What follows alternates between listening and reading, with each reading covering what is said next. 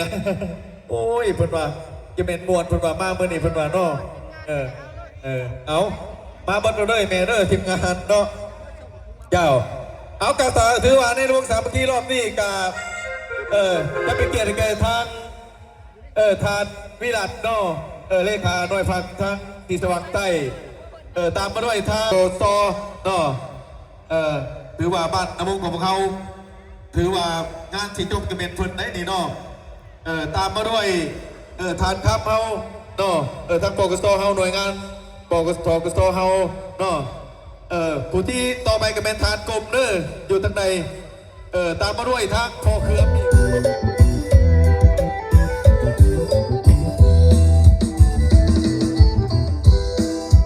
หอมดอกพักขายดี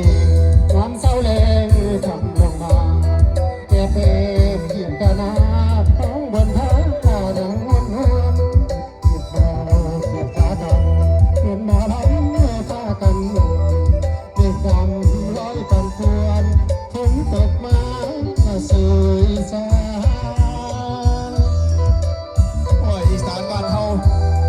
พี่น้องเฮาไก่บุดอกบุดแดงเนาะกบเกียรติหลายพี่น้องเฮาอาบดเด้ที่ตักเกที่คนเล่เกี่ยวกับการไปดูสุดจากการเล่นเงาตามมาลุงแจ้งขอตุ่มหูตื่นเศร้าตัวหิบมาหนึ่งลูกไทยหัวตาที่ทำพาเท้านำพงชั่วยาวพี่น้องยาว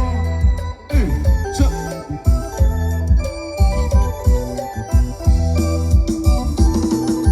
โอ้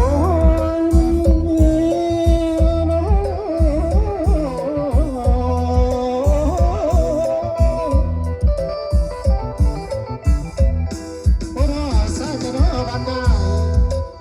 อย่าไปเลือกเป็นสะพ้ายให้เวลาเพิ่มเสริมสมมาเองมือนี้เกี่ยวสาวที่คนอยู่ในนั้นที่นี่คันเป็นพ่อใจใจสนใจยิ้มบานเมื่อเป็นใครตั้งบ้านเมื่อเป็นหน้าสาวสวนหน้านวลนวลเตี่ยลงสารบัญและเตี่ยลง สารบัญเตี้ย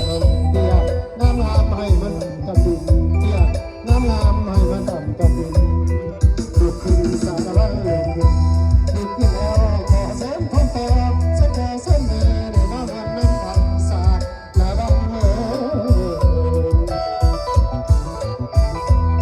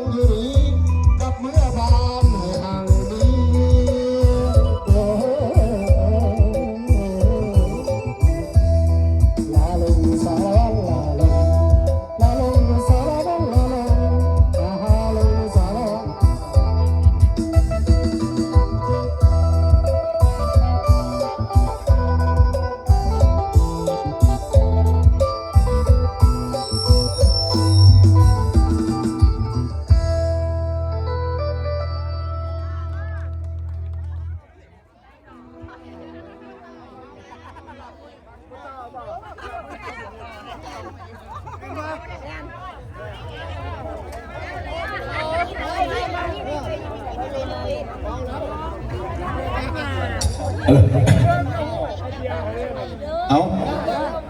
กินกันไปน้ำเบิ้ลจิกลางได้เลยนี่ไอ้มันเบิ้ลเท้าลางนี่ เราน้ำอายอายบ่มองทุกคนบ่ว่าดีมีแต่เอิ้นพี่น้องเขาบ่บอกแสนสมดำนาอยากเป็นบ้านเขาเองหากมีบ่ต้องมีตาแต่เขาเล่นโดนเบาบ่แท้ คนจำแห่เขาไม่เงินน้ำตายังบ่อยู่คนจำแห่เขาไม่เงินน้ำตายังบ่อยู่เจ้าเอาใจอีนั่นละสู่เจ็บกับเจ็บสนเจ็บปากอ่อนนักรวมสมนึกเจ็บปานใดก็สิน้ำได้เอานี้ไปสิเล่นกับเธอนี่บ่เอิ้นตางอกี่หอเกิดมาจนทนเอาหน่อยน้ำตาย่อยให้บ่สู้โอ้คนจนอย่าน้องให้บ่มองตามใจก็เท่าใดยังเกลียดเอาสมน้ำหน้าไรคนขาจริงนอนเราแม่เคยเอาใจก็คนใหม่เลยเศร้าพันไปเอาใจเขาแท้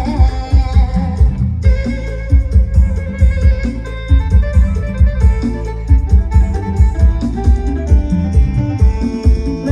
นวงน้อยก็ยังเอาขึ้นไปเขียนเอาใส่แหวนวงน้อยก็ยังเอาขึ้นไปเขียนเอาใส่อยู่ใส่ใส่ว่าไรขอไปใส่แหวนมา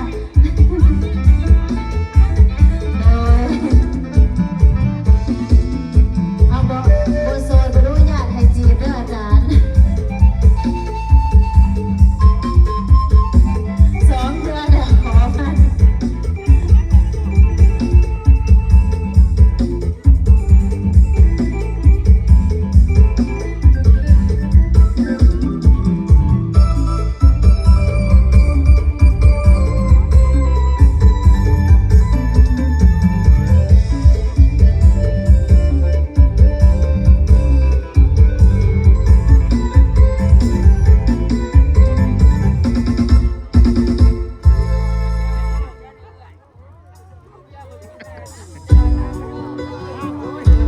เอาลองใส่กันเด้อ